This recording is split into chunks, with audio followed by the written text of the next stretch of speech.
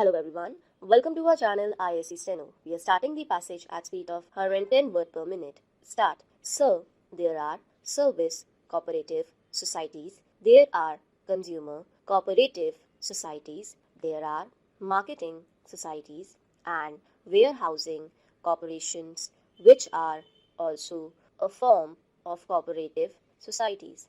So, we have got all rural population in making their farm and their small industries go forward and improve.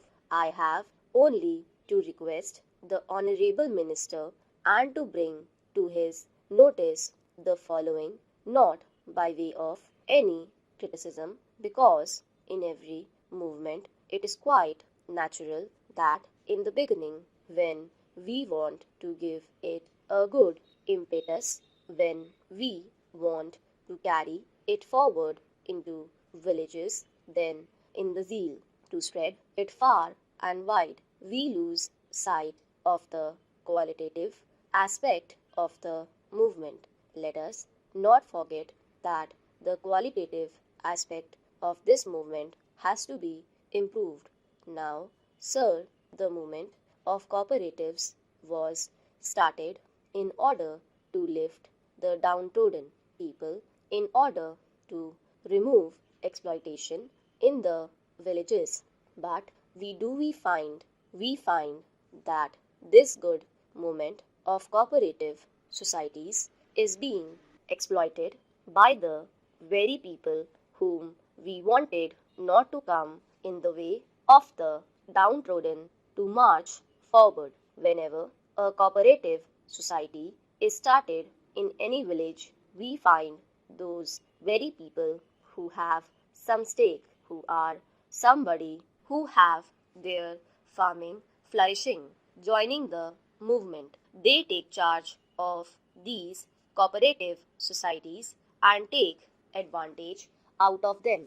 They get loans on very easy terms, and it is not necessary that they should invest these loans on the productive side either of farming or industry, but they utilize it in many cases, in most of the cases, to discharge their family necessities. Supposing they require money for their daughter's marriage, they will use the money they have borrowed from the cooperative society for that purpose. So, these people who have been exploiting the downtrodden people in the villages are still doing it through these cooperative societies. From the figures we find that every year the loans granted by the cooperative societies to the farmers are increasing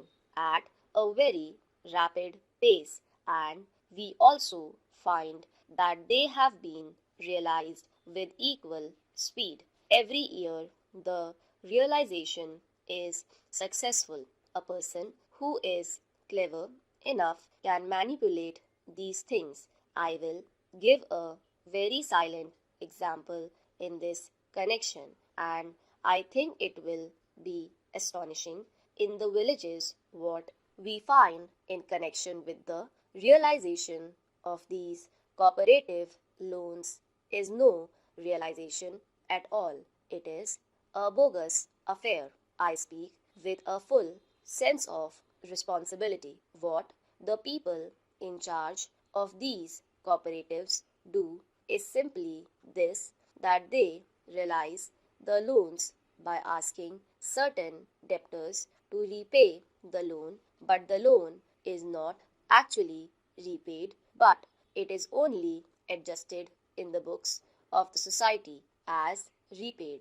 The loan is advanced again to the same farmer for the next year. So the realization is shown, and at the same time a fresh loan is again advanced, and these exploiters who are in charge of these societies charge some percentage for doing this. What I wanted to convey to the minister is that he has been spreading this movement far and wide.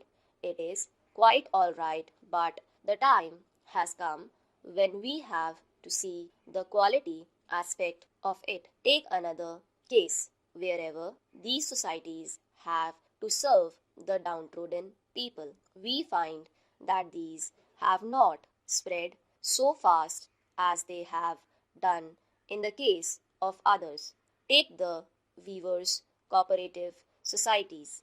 For these societies, there is a policy of the government that if the weavers form into cooperative societies and they have been using handloom for preparing their cloth, they can have power looms on credit on very easy terms, and they can also have some grant or subsidy. This is a very easy method of converting all the handlooms of the weavers into power looms. But what we find is that the movement is not spreading so rapidly because it has been clearly laid down that the power looms will only be given to genuine cooperative societies of the actual weavers and to displace the handlooms that have been working in the past. Our target was to give 30,000 or so power looms to these weavers cooperative societies, but we have been able to give so far only about 3,000. The result is shocking here because we have laid down that the power looms will only be given to genuine cooperative societies of actual weavers. The actual weavers, these small men, do not take advantage of it because in our zeal to spread this movement rapidly, we have not taken care to see that these small industrialists in the villages are ingrained in the method of cooperation or taught the advantages of cooperation and taught to take advantage of this cooperative movement for advancing their trade either of farming or of small industries. We have to do it now. Stop.